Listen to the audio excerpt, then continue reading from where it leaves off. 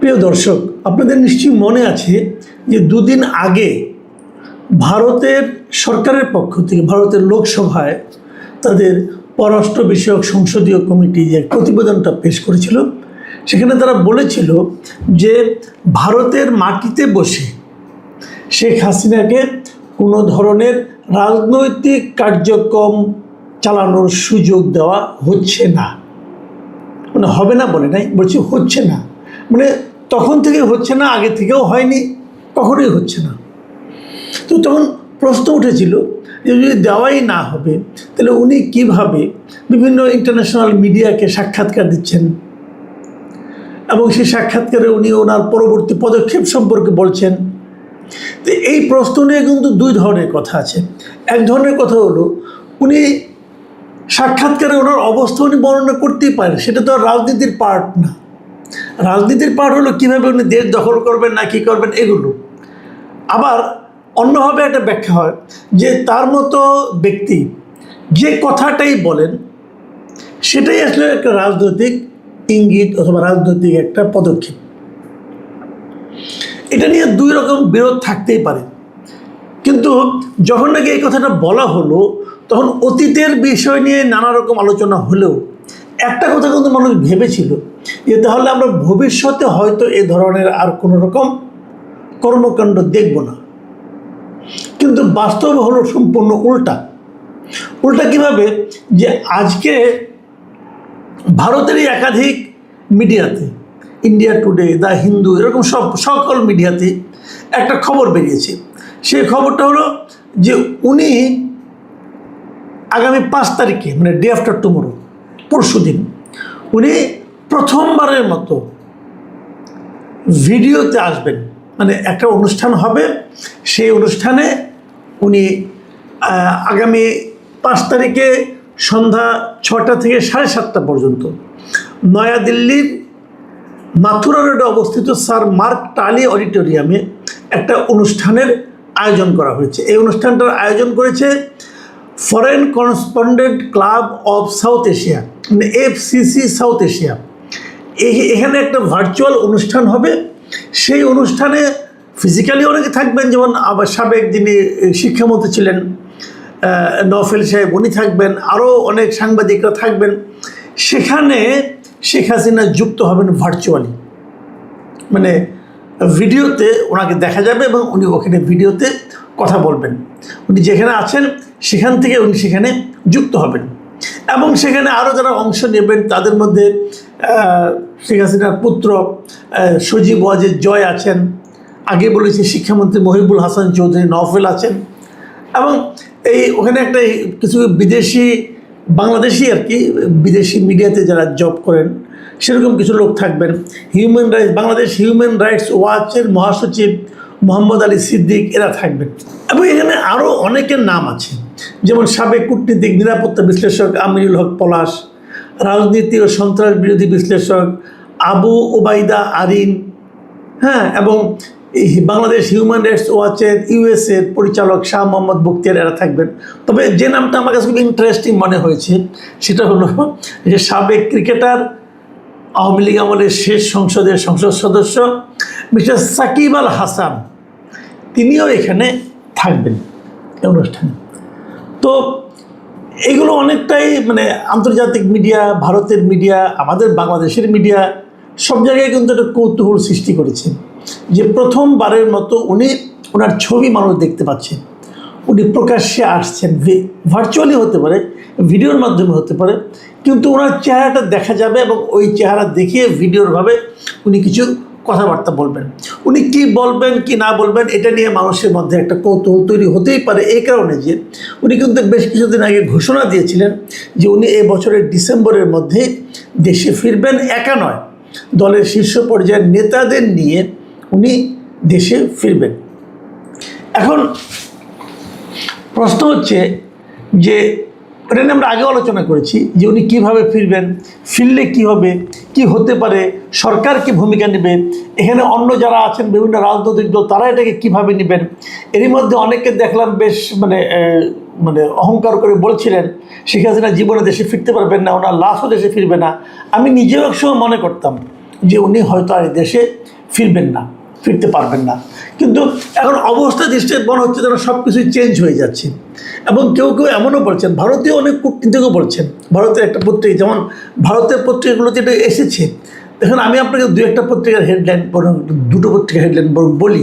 যেমন India today, তারা headline করেছে যে 2 years after ouster Sheikh Hasina to make first public appearance in India, মানে ক্ষমতাচ্যুত হওয়ার 2 বছর পর শেখ হাসিনা প্রথম পাবলিকের সামনে আসছেন।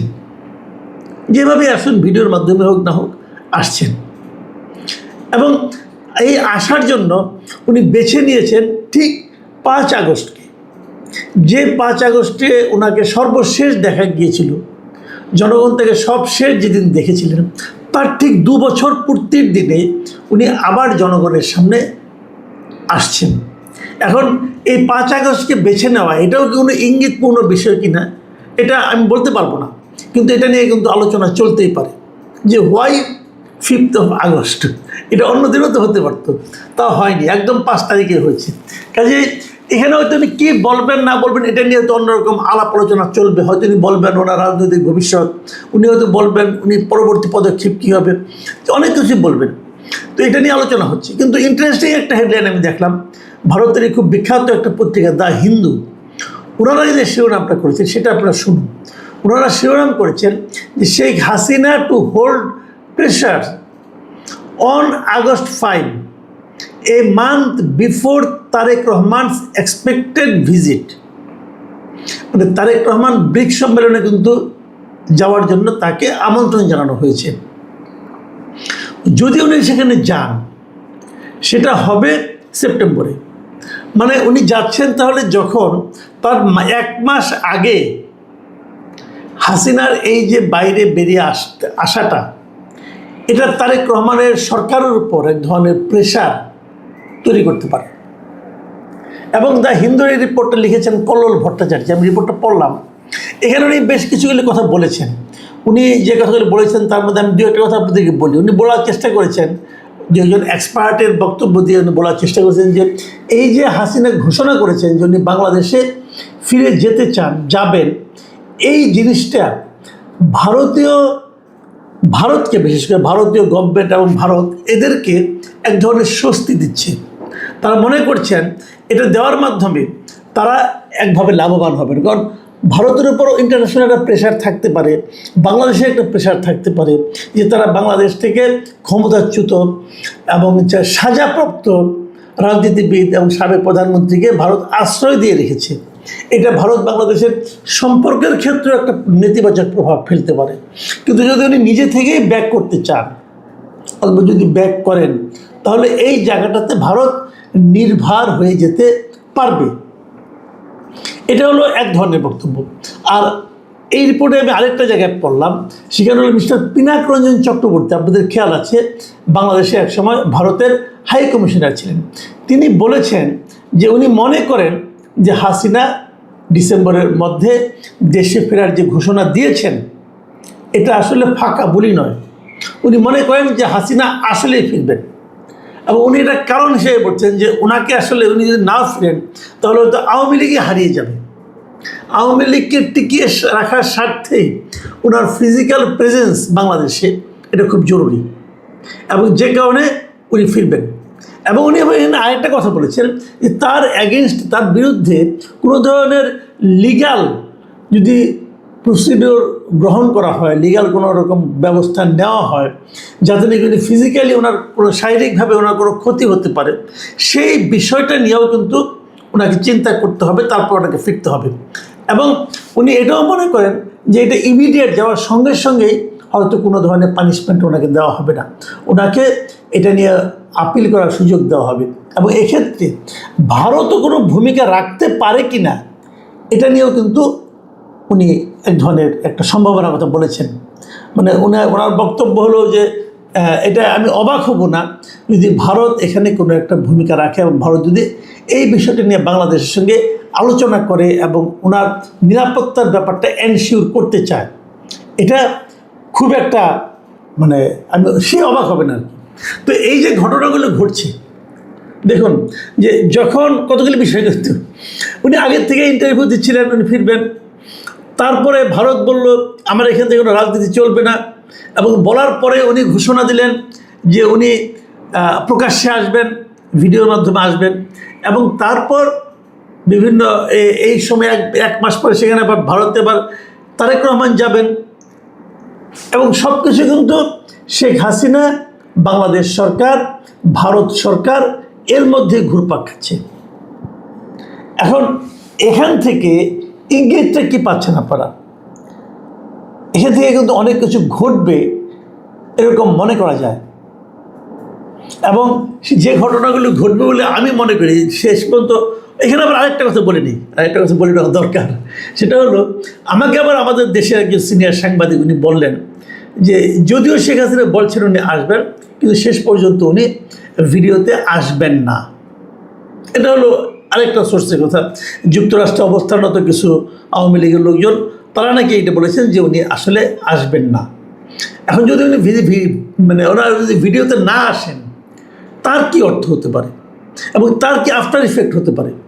আমি পার্সোনালি মনে করি না আসলে ওনার নেতাকর্মীদের মধ্যে একজনের হতাশা তৈরি হবে, এটা যেমন ঠিক, পাশাপাশি এখান থেকে আরেকটা ইঙ্গিত পাবেন যে তাহলে আমরা বুঝবো যে ভারত সরকারই হয়তো ওনাকে ভিডিওতে আসতে বাধা দিচ্ছে।